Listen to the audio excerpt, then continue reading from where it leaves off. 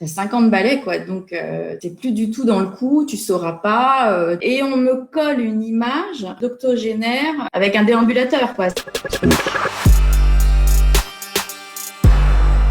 J'ai envoyé 300 CV en tout. Mais j'ai pas le choix. C'est ça le truc. C'est sinon, en 6 mois, un rendez-vous. J'ai 53 ans. Je fais énormément de sport. Je fais attention à moi. Avec la médecine d'aujourd'hui, je pense que je peux même être en meilleure forme que certaines personnes de 25 ans. Et on me colle une image d'octogénaire avec un déambulateur, quoi. Quand je vois une publicité à la télévision pour des couches pour incontinents qui sont représentées par des femmes de mon âge, qu'est-ce que vous voulez que ça renvoie de ma génération, ça? La quinca, donc, elle est forcément incontinente. Alors, quand je regarde chez les hommes, c'est le sonotone. Autour de moi, vous voyez, des gens qui ont des problèmes d'incontinence ou des problèmes auditifs, ce sont des gens qui sont plutôt octogénaires, encore une fois, bien plus âgés que moi. Ça dessert toute ma génération. Oui, moi, j'enlève ma date de naissance de mes CV, bien sûr. Parce que les ATS, aujourd'hui, c'est-à-dire ces automates tracking system de CV, vont aller chercher sur votre CV la date de naissance. Je les fais chercher avec la date à laquelle j'ai eu mon bac.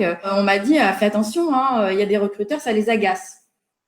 Tant pis. À un moment donné, c'est un parti pris. Je trouve que c'est surtout très injuste par rapport à ce que je ressens au fond de moi et ce que la société me renvoie de moi. Je me sens assez up-to-date. J'ai des filles qui ont 25 et 21 ans, donc je me sens pas out. Et en même temps, on me renvoie, non mais t'as 50 balais, quoi, donc tu es plus du tout dans le coup, tu sauras pas. On me dit souvent, tu es dynamique, tu as de l'humour, tu as du punch, tu vas y arriver. Mais non, j'y arriverai pas puisqu'on ne me donne pas la chance d'avoir un entretien. Il y a plusieurs choses, je pense, dans le quinca ou la quinca qui cherche aujourd'hui. C'est il ou elle n'est pas malléable.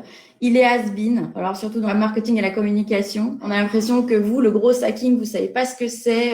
L'UX, vous en avez aucune idée. Vous serez pas à même de répondre à du lead generation. C'est pas le cas. On est obligé de se former. Après, il y a un autre préjugé, c'est ils vont nous coûter cher. Bien sûr, on a de l'expérience. On va pas démarrer avec un SMIC. Et moi, je recommande surtout de pas se brader. On apporte quand même une expérience, un recul qu'on ne peut pas avoir quand on démarre. Il faut penser d'abord que c'est un investissement. C'est 67 ans, je crois, qu'on doit travailler avant la retraite. Si on me donne pas l'opportunité de bosser, je peux pas être en pré-retraite ou à la retraite parce que quand même, 50 ans, c'est quand même vachement jeune. Je sais pas, moi, j'ai pas de soluce. Ma soluce, elle est là, elle est dans le fait de continuer à envoyer mes CV, à montrer ma tronche sur LinkedIn. Je vais aller jusqu'au bout de cette recherche de poste. Mais il est bien évident que je ne vais pas rester sans rien faire jusqu'à mes 67 ans.